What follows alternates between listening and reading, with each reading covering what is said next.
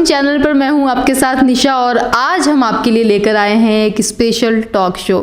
दोस्तों, हमारे समाज में हमारे आसपास कई सारे ऐसे मुद्दे हैं जिनके ऊपर बात करना बहुत ज़रूरी है, जिनके बारे में नवाचार करना बहुत ज़रूरी है और ऐसा ही एक मुद्दा है शिक्षा। आप सभी जानते हैं कि शिक्षा हमारे लिए कितना ज़रूरी है, लेकिन जो सिस्टम हमारे देश में है, जिस सिस्टम को हम फॉलो करते आ रहे हैं, उसमें कहीं ना कुछ खामियां ज़रूर है। हर चीज़ के फ़ायदे होते हैं, हर चीज़ के नुकसान भी होते हैं और बदलते वक्त के साथ हमें हर चीज़ में बदलाव लाना बहुत ज़रूरी होता है। तो शिक्षा एक ऐसा क्षेत्र है, एजुकेशन एक ऐसा क्षेत्र है जिसमें लगातार बदलाव होते आए हैं और आगे भी बदलाव होते रहेंगे। तो आज इस टॉक शो में हम डिस्कशन करेंगे शिक्षा के बारे में, शिक्षा का क्या महत्व है, शिक्षा के क्षेत्र में क्या नवाचार किए जाने चाहिए और क्या बदलाव करने की ज़रूरत है। और इस बारे में बात करने के लिए हमारे साथ डिस्कशन करने के लिए हमारे स्टूडियो में एक पैनल हमारे साथ जुड़ गया है। कुछ गणमान्य शिक्षक हमारे साथ इस डिस्कशन में आज भाग लेने वाले हैं और उनसे हम चर्चा करेंगे शिक्षा के बारे में।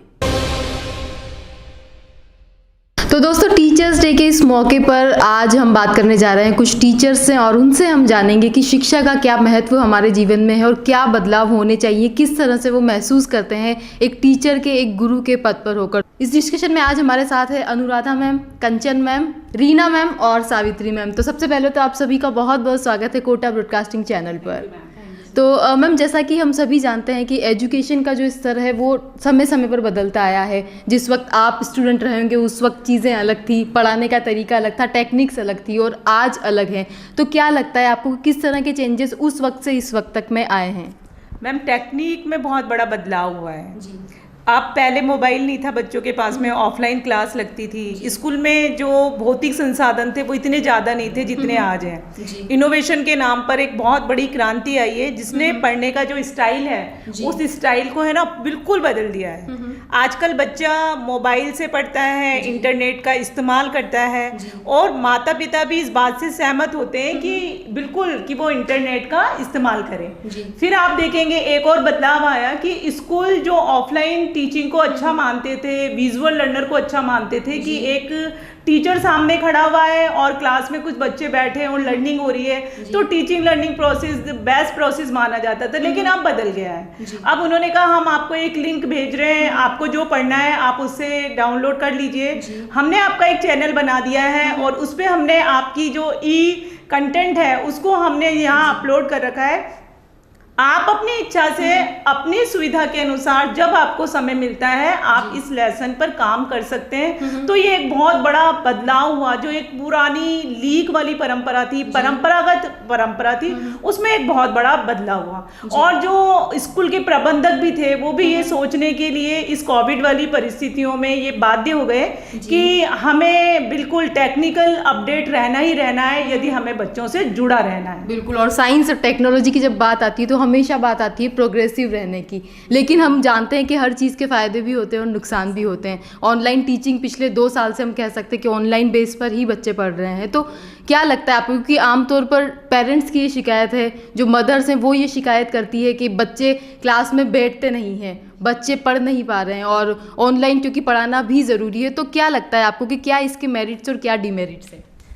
मैम, बिल्कुल सही है कि हम लोग टेक्नोलॉजी यूज़ कर रहे हैं और इस कोविड वाली जो एडवर्स कंडीशन है इसमें डिजिटल प्लेटफॉर्म बहुत काम आया है हमारे, और हमने बच्चों का बहुत लॉस होने से बचा भी लिया है। लेकिन साथ के साथ वही है कि डीमेरिट्स भी हैं कि मतलब बच्चों का फिजिकल एक्टिविटी बिल्कुल बंद हो चुका है और उनकी आईज़ के ऊपर बहुत एडवर्स इफेक्ट आया है। और दूसरा आप देखेंगे कि बच्चे इतने स्मार्ट हैं, एक तरफ वीडियो चल रहा है और एक तरफ यूट्यूब का कोई सा भी चैनल, वो लोग एक ही स्क्रीन को 2 चीज़ों में शेयर कर लेते हैं या स्प्लिट कर लेते हैं।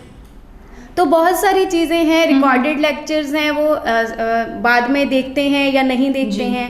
उसके बाद जो टीचर स्टूडेंट का एक इंटरेक्शन था, आई थिंक सो कि वो बहुत इम्पोर्टेंट रोल था उसमें, वो चीज़ नहीं हो पा रही है। और एटमॉस्फेयर जो होता है क्लास का वो बहुत जो कॉम्पिटिटिव एटमॉस्फेयर है वो भी उस चीज़ से ख़त्म हो गया है। तो बहुत सारी चीज़ें देखिए, टीचर का तो काम ही है या टीचर का तो नाम ही है कि हर परिस्थिति को अच्छे से पॉजिटिव वे में लेके आना। तो ऑब्वियसली कोविड कंडीशंस में टीचर्स ने हम पूरी कोशिश की है कि बच्चों का किसी भी तरह से कोई लॉस नहीं हो, और उन्होंने डिजिटल प्लेटफॉर्म को बहुत इजीली अपनाया है और ई कंटेंट बहुत अच्छा सा बनाया है। जब हम बात करते हैं मेरिट डिमेरिट्स की, तो उस वक्त जब ग्रामीण एरिया की जब हम बात करते हैं, ग्रामीण क्षेत्रों की जब हम बात करते हैं, तो वहाँ पर हम सभी जानते हैं कि नेटवर्क की प्रॉब्लम होती है, लोगों के पास मोबाइल नहीं है, इंटरनेट कनेक्टिविटी नहीं है। तो मैम क्या लगता है आपको कि किस तरह से उस सिचुएशन से हम कोप अप हो सकते हैं? ये वाली जो प्रॉब्लम है ना, ये अभी की नहीं है, ये बहुत पुरानी है। क्योंकि हमारे पास में जो बच्चे आते थे, हम छोटी छोटी चीज़ें उनको, अगर हम एक SMS भी करते थे या व्हाट्सएप पे हमने ग्रुप बनाया और उनके पास कोई सूचना पहुंचाने की कोशिश करी, तो वो भी उनके पास नहीं पहुंच पाती थी। क्योंकि कारण वही कि उनका जो बैकग्राउंड है वो इस तरीके का नहीं है, ग्रामीण इलाके से हैं। कुछ बच्चे हमारे जो हैं वो बांसवाड़ा, बाड़मेर तरफ के हैं, जहाँ पर कि नेटवर्क का इशू लगातार चलता रहता है। अगर उनको हम दे भी दें किसी भी तरीके से, स्मार्टफोन दिला दें, लैपटॉप दिला दें, या किसी भी तरीके से हम उनके जुड़ने का प्रयास करें, तो उसमें हमें बहुत ज़्यादा दिक्कत होती है। तो इसके लिए सबसे पहली बात तो ये है कि ये तो कर ही रहे हैं, सरकार को भी इस तरीके का थोड़ा सा प्लेटफॉर्म बनाना चाहिए कि वहाँ पर नेटवर्क प्रॉपर वे में पहुँचाएं।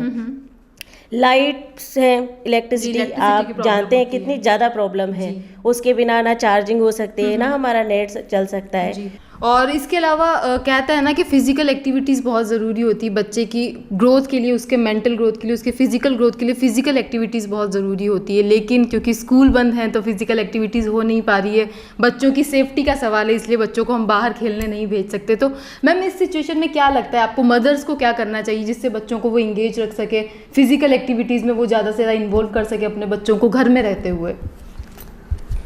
मदर्स कोशिश कर रही है कि बच्चों को ज़्यादा से ज़्यादा जो है वो बिजी रख सके, कुछ सिखा सके।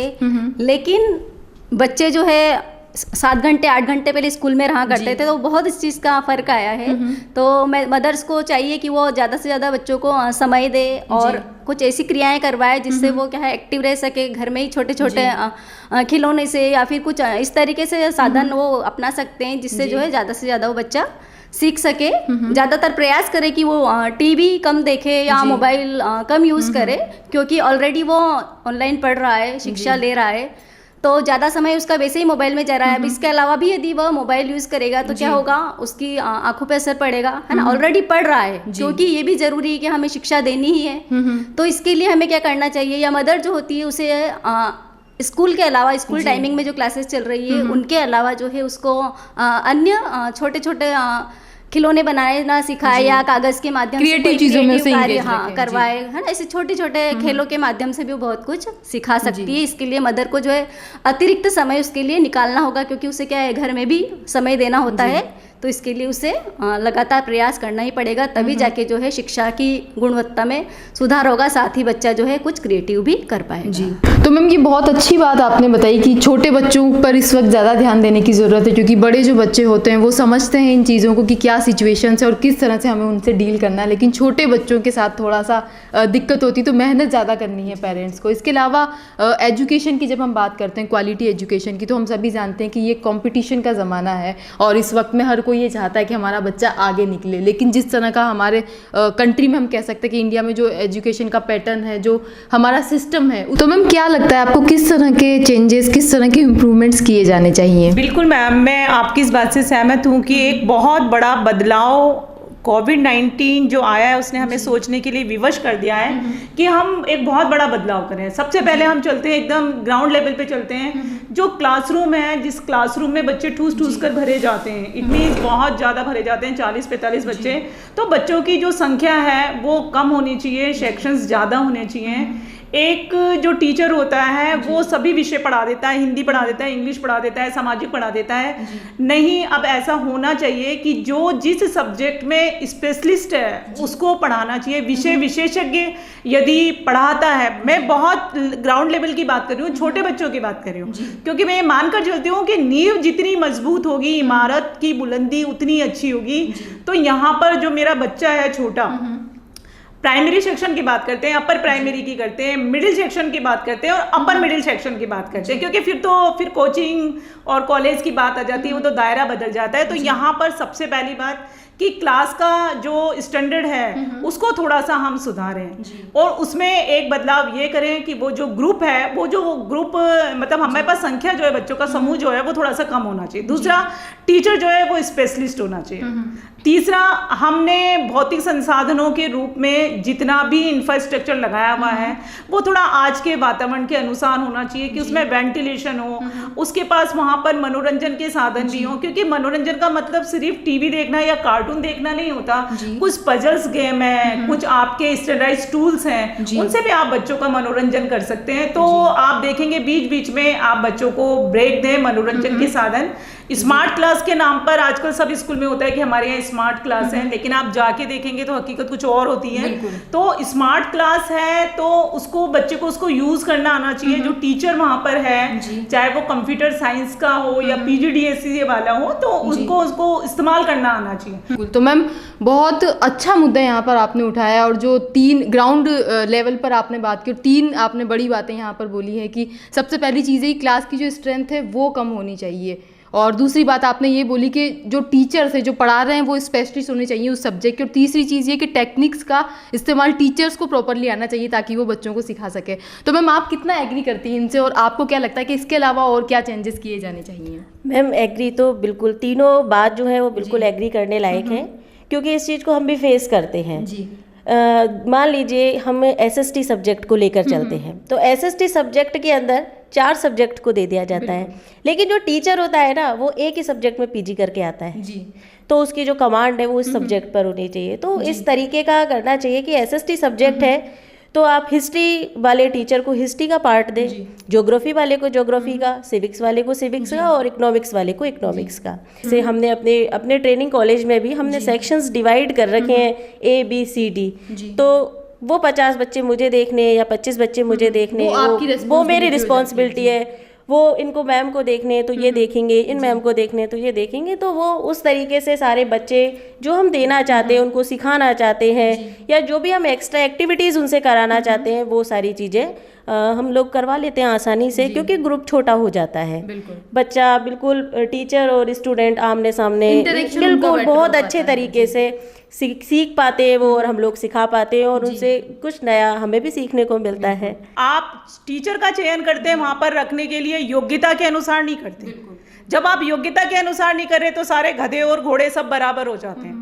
तो यहाँ पर आपको देखना है, उसका अनुभव देखना है। आप जब भी इंटरव्यू लेते हैं, मेरा सबसे आग्रह है इस बारे में कि आप जब भी इंटरव्यू लें आप उस बंदे का एक्सपीरियंस देखें, वो कैसे इनोवेशन को इस्तेमाल करता है वो देखें, वो ऑडियो वीडियो जो विजुअल एड्स जो होते हैं उनका कैसे इस्तेमाल करता है, उसे नई टेक्निक के बारे में क्या आता है, वो बच्चों को कैसे फेस करता है, इंटरेक्शन के मामले में उसका क्या कहना है। इन हम व्यवहारिक मुद्दों पर यदि बात करते तो मुझे लगता है कि एक अच्छा शिक्षक हम ढूंढ भी सकते हैं, और शायद वो ये समझौता भी कर ले उस समय कि हाँ मुझे कम मिले, लेकिन आप अच्छा शिक्षक पाएंगे तो आप बच्चों की ग्रोथ भी अच्छी होगी, स्कूल का नाम भी होगा, गुणवत्ता भी बढ़ेगी। मैम बहुत अच्छा पॉइंट आपने यहाँ पर रखा है हमारे व्यूअर्स के सामने, और जैसा कि आपने कहा कि नेगोशिएट करते हैं हम, कॉम्प्रोमाइज़ करते हैं टीचर्स की क्वालिटी के साथ में, और वो जो कॉम्प्रोमाइज़ हम करते हैं वो नुकसान पहुंचाता है बच्चों को, बच्चों के एजुकेशन की क्वालिटी को। तो मैम 2 चीज़ें यहाँ पर है। पहली चीज़ तो ये है कि आपने जैसा कहा कि मनी माइंडेड जो होते हैं तो वो कम पैसे में अच्छे टीचर को हायर करना चाहते हैं, लेकिन क्योंकि जो क्वालिटी है जिस बंदे में जो क्वालिफाइड है वो शायद उतने पैसे में मानेगा नहीं, वो नेगोशिएट नहीं करेगा। तो पहली चीज़ तो कॉम्प्रोमाइज़ कर रहे हैं हम टीचर्स के साथ में। दूसरी चीज़ ये है कि इंफ्रास्ट्रक्चर की हम बात करते हैं, जैसे सिटी के स्कूल्स की हम बात करें, कॉलेजेस की हम बात करें, तो इंफ्रास्ट्रक्चर जो होता है वो बहुत ज़्यादा डेवलप है आजकल। सब जगह आप देखेंगे वेंटिलेशन प्रॉपर है, AC लगे हुए हैं क्लासरूम में, प्रोजेक्टर्स लगे हुए हैं, वाईफाई पूरा कैंपस है। लेकिन जो बच्चे का जब एडमिशन पेरेंट्स करवाने जाते हैं तो वो इन सब चीज़ों को देखते हैं और उन्हें ऐसा लगता है कि स्कूल बहुत अच्छा है। तो मैम क्या लगता है आपको कि इन दोनों चीज़ों में कहाँ पर मिस्टेक होती, कहाँ पर गलती होती पेरेंट्स से और जो एजुकेशन सिस्टम को रन कर रहे हैं उन लोगों से? मैम इंफ्रास्ट्रक्चर बहुत इम्पॉर्टेंट है, ठीक है, वो मायने रखता है। एक जो फर्स्ट लुक है वो एज अ पेरेंट हमें बहुत अच्छा लगता है कि डेकोरम बहुत अच्छा बना हुआ है, बहुत अच्छा इंफ्रास्ट्रक्चर है, हमारा बच्चा बहुत अच्छे से इसमें मतलब एडजस्ट करेगा। कंडीशंस, एटमॉस्फेयर क्योंकि बहुत इम्पॉर्टेंट है। हम तो हमारे टीचिंग उसमें प्रोसेस में यही पढ़ाते हैं कि ये ट्राइंगल चलता है, टीचर, स्टूडेंट एंड एनवायरनमेंट। तो ऑब्वियसली ये चीज़ें इंपॉर्टेंट है, but teacher is the most important, teacher is most important. तो वहाँ के लेकिन टीचर से इंटरेक्शन देखिए, इसमें क्या है, स्कूल्स को मेरे को एक हमारे एजुकेशन सिस्टम में बड़ी कमी लगती है। हमारे यहाँ पे अवेयरनेस प्रोग्राम्स नहीं चलते हैं। जैसे टीचर्स का स्टूडेंट्स के साथ तो इंटरेक्शन होता ही है, लेकिन पेरेंट्स के साथ इंटरेक्शन बहुत कम है।